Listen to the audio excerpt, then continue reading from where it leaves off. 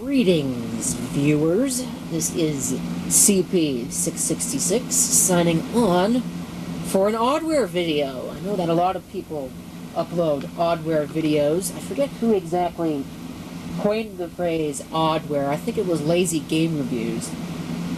But forgive me if I'm wrong, because I don't really keep up with this kind of stuff. I thought I'd record one of my own, because this is definitely a piece of Oddware. It is an NEC MultiSpin, no focus, NEC MultiSpin 4x4 CD-ROM changer. This is a model number. I can go ahead and zoom back out and have a look at the unit itself. Model number CDR-C251, 5-volt DC, or 5 and 12 volts, because it's a PC product. Manufactured January of 1996, so yes, folks, it is older than I am. There's an address, probably a serial number as well. Well, there's the serial number, but there's another number down there. I wonder what that is. Probably some kind of manufacturing code. Made in the Philippines, and you'll never see that ever again. But something very interesting. Well, actually, not as interesting that I've actually read it.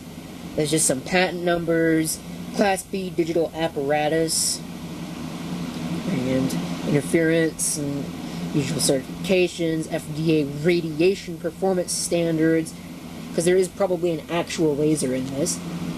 So we can have a look at the back. It's nothing really special. You have digital audio output, optical audio output, optical analog audio output. For some strange reason, there are actually 6 jumper block positions, as opposed to the usual 3. It tells you what they are up here, and then proceeds to tell you that 4, 5, and 6 are normally off, usually off. So it doesn't even tell you what they are. So if somebody could actually tell me what those are used for, I would certainly love to hear from you. Another thought of mine is that maybe there was a SCSI version of this, and that they just reused the existing jumper block instead of chopping it off or blocking it off and not allowing you to use it, because there would be 6 positions on that, 1 for each drive. Well, SCSI IDs 0 through 7, as well as a couple of other functions I had. I don't think I still have it sitting out. Let me see if I can go find it. Here is an iOmega Zip 100 drive. Ignore the fact that it's 5 1/4 inch, it's actually a 3.5 inch drive and an adapter, but it doesn't really matter. I was prepared to tell you that there were 6 jumpers on this one as well, but there are not. There are only 4. So there you can get an idea as to what the SCSI address settings are for. This one says 1 to 6. It's actually 0 to 7. Although I believe maybe on narrow SCSI it is only 1 to 6. Because I think address 7 is usually taken up by the controller.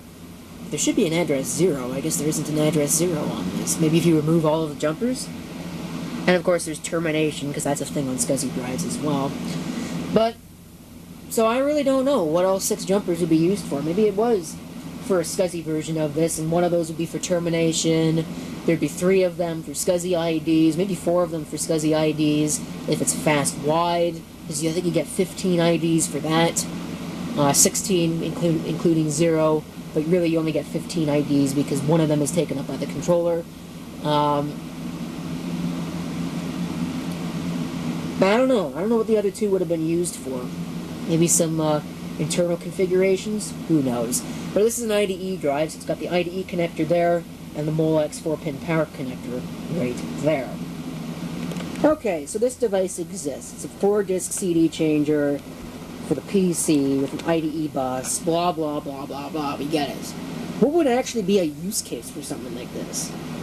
Now, the answer is there really isn't a whole lot of use cases for something like this. One of the big use cases that I would see would be for something like multimedia, where you've got a lot of audio discs, CDs, such as, for example, pre-recorded media that you might want to put in something like this and, cycle through them and listen to them. But one of the crippling limitations of this is that you can only use one disc at once. Now, this isn't really a big deal when you factor in, say, that it's the same design as something like that, regular CD changer, which only allows you to use one disc at once. But in a PC environment, something like radio automation, that's really not too terrifically useful. So I really don't know. Cycling between a bunch of discs, I mean, maybe as like a compact disc server, you'd put one of these in there, but again, you can only use one disc at once. So it's really kind of annoying. One of the nice things, though, is that it does support direct CD audio, so you can have your headphone jack here and your volume control. And individual eject buttons. I think they're actually selector buttons. There really isn't much of an eject when you consider that it's a slot load mechanism. Here's a little size comparison. This is a normal optical drive here, and the NEC MultiSpin right here. So you gotta see here, there's maybe about an inch at most of extra space, no extra depth, and you get 4 discs out of it. So that just goes to show you not just how much you can cram into something like this, how much wasted space there actually is in an optical drive. Wow. Wow, that's a lot of wasted space. I think there were actually some optical drives that were about the size of this. Of course, I don't really have any of those handy right now. So, let's install it in something. And I turn the lights off, so I'm sure that I'm going to get a comment. Oh, I can't see anything. Blah, blah, blah, blah. Well, sure you can, because the viewfinder can see stuff, and if the viewfinder can see stuff and you can't, well, I think it's time for you to get a pair of eyeglasses, so you should go do that.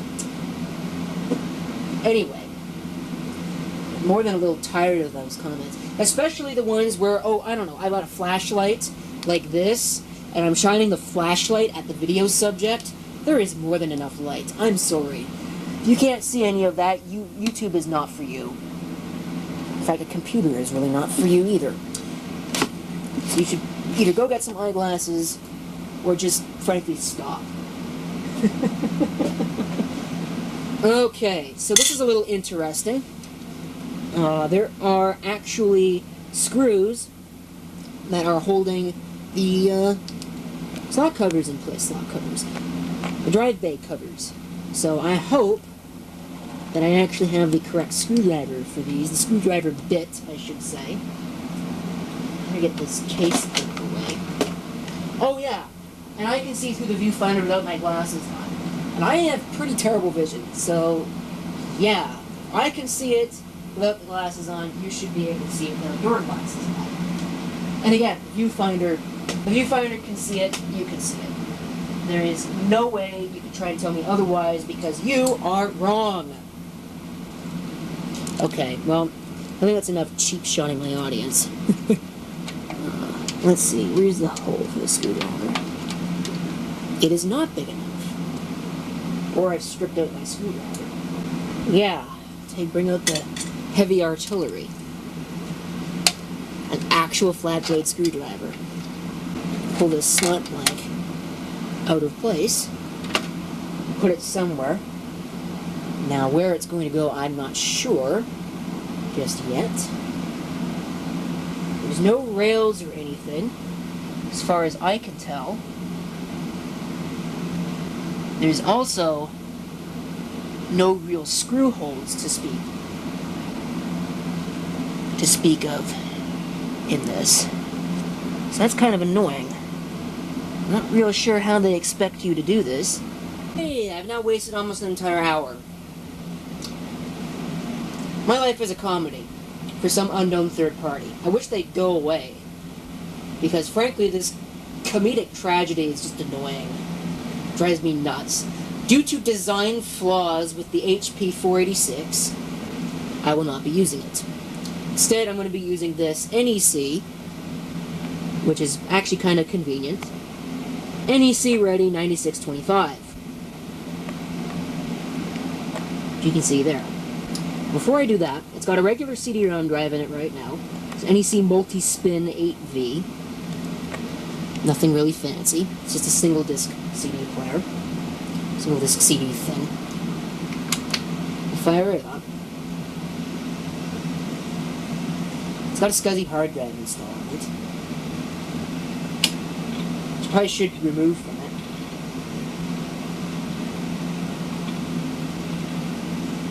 I think this is new enough that it knows what a CD-ROM is.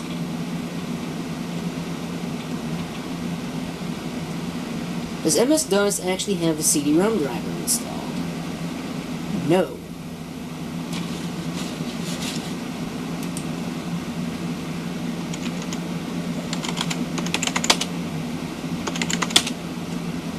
Oh, I do have a mouse. So there you can see how the mouse works in MS-DOS. But anyway, so it appears as though I do not have the CD-ROM driver. Okay, well that's not a big deal. I can certainly add it. If I can find my MS-DOS CD, and I'll go ahead and show you what a normal CD-ROM does. Even though I'm pretty sure everybody knows what a normal CD-ROM does. And actually, I'm doing this as the basis for an experiment. Remember what I said about my life being a total comedy? Yeah, my videos are comedic too, if they weren't. A complete travesty to the internet. Okay, I found the disk, and also the floppy. So, I have a boot floppy. So with any luck, it'll boot to one of those. I believe it's way too old to support CD booting. Alright, we are booting to the floppy. Does it crash immediately? No. So let's try going to the CD-ROM really slowly. I found it. Now we're booting to the CD-ROM.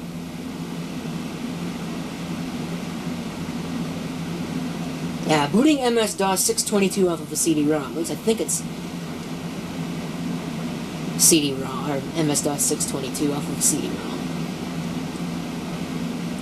Really, really, really slowly. I'm assuming this actually even works. Yep, 622.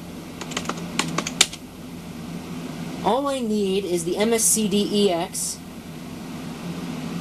and it should be oakcdrom.sys.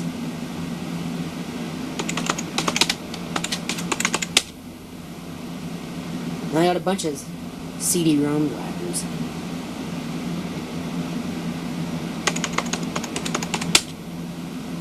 Let's rerun AutoExec so I can actually see what driver is it using.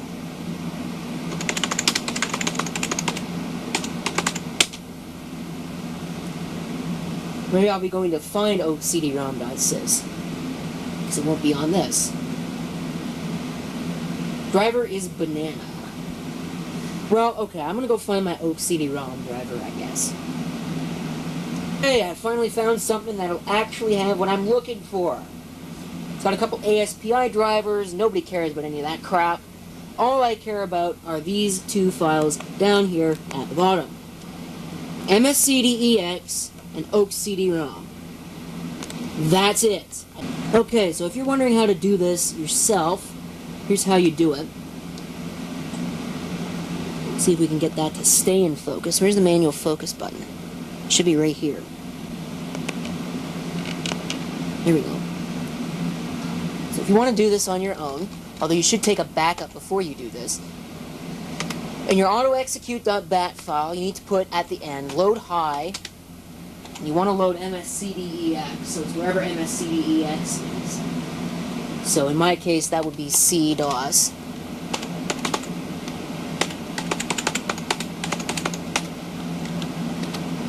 Make sure that everything's typed out correctly.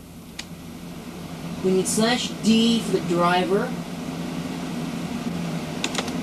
which should just be anything. I'm going to call it MSCD001. On the other thing, you may have noted that it was called banana. I don't believe it matters. I mean, we could always call it, I could try this and see what happens. I don't know if it'll actually make a difference. Maybe it does. We'll call it, I don't know, pineapple? Actually, that gives me headaches. Let's not go for a pineapple.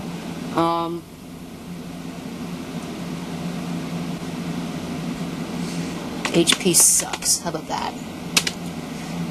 And /I for a drive letter, which should be D in our case. It probably will make a difference, but I'm going to try it anyway, just because I'm curious. And that's what this is really about. We need to go into config.sys and edit that. After we've loaded high mem, we will go ahead and load in the high area, high memory area, device high. I want CDOS OAK CD-ROM.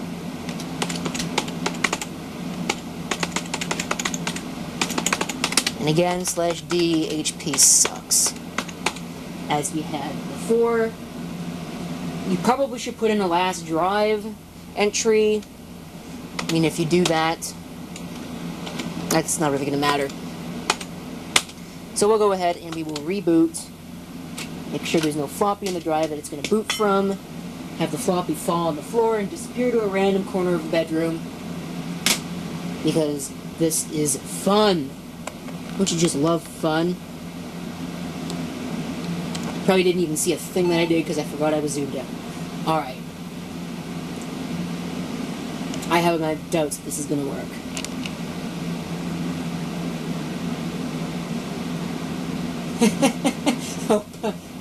But it did. Illegal option I. Oh, it's /L. I'm a dumbass.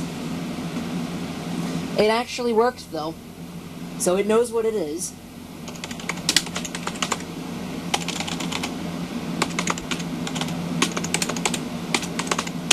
So we can just go in and fix that. I think I made the same mistake the last time I installed a drive. We could just rerun auto-execute.bat. And there we go. Drive D is driver HP sucks unit 0. So, now, is there a disk still in there? Yeah, there's still my DOS disk. If I go to D, assuming it actually did work, I should be able to read that MS-DOS 622 boot CD. And I can, just like that. So that works. Let's replace the CD-ROM drive. Right.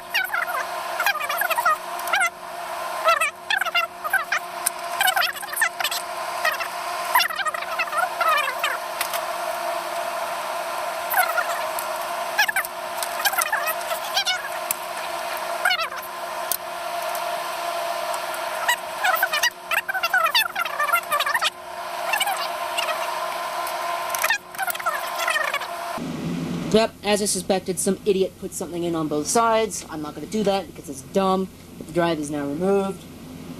I put the other side panel back in place. And if I can find the NEC MultiSpin drive I want to put in,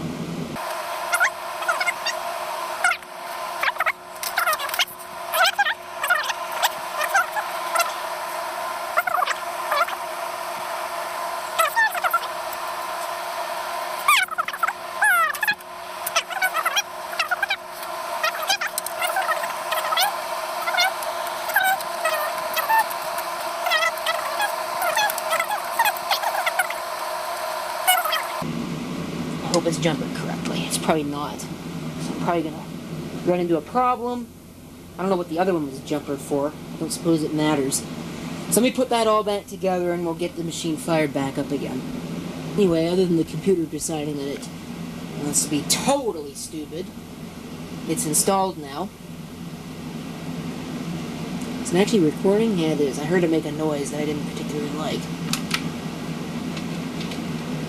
There we go.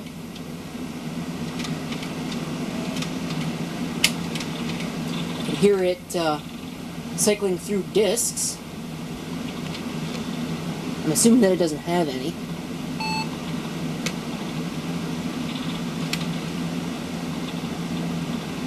Let's see if it actually works with the OAK CD-ROM driver. I'm really curious. Not enough drive letters available, but it would actually work with the OAK CD-ROM driver. You can see number of drives 4. Each disk shows up as separate drives, or each slot shows up as a separate drive. Alright, so yeah, none of them are actually showing up, so I'm going to have to do some work for this.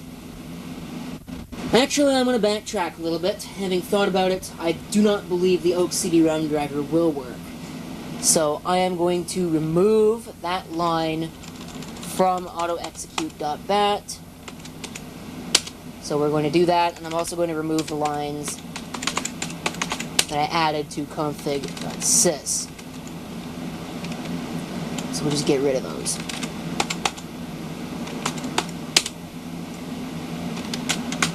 So we'll reboot the machine.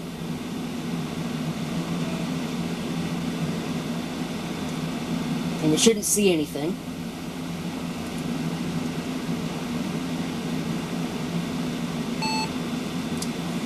So now we shouldn't have any drive installed at all. And I'm running out of tape space, which is kind of a problem because I don't actually have any other tapes I can use.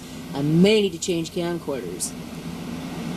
Alright, so for your pleasure, enjoyment, whatever the right word is, consumption, I have a disk image with everything you need in the video description. I've uploaded it so you can actually get this yourself.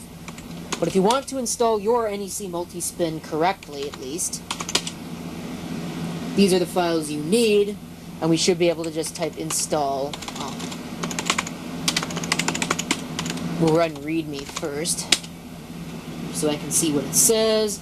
Install should be run from within Windows, it says. Will not operate under Windows 95. There's also a driver for Windows 95, though, if you actually want to get that. I wonder if I could run this from outside of Windows. Nope, it wants Windows. Okay, well, we can go ahead and start Windows, because I put Windows on here. Theoretically. There we go. And operate it with the mouse, because the keyboard, because I forgot to install or plug in the mouse.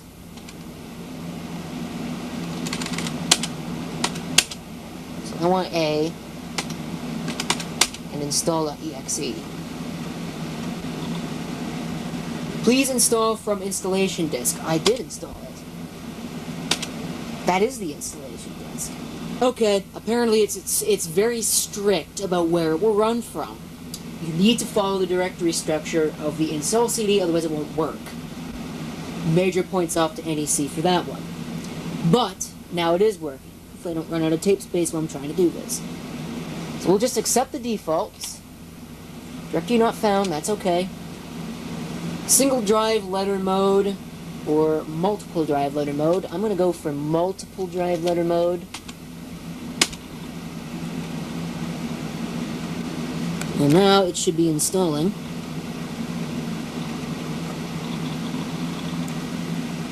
Installation complete. Cool.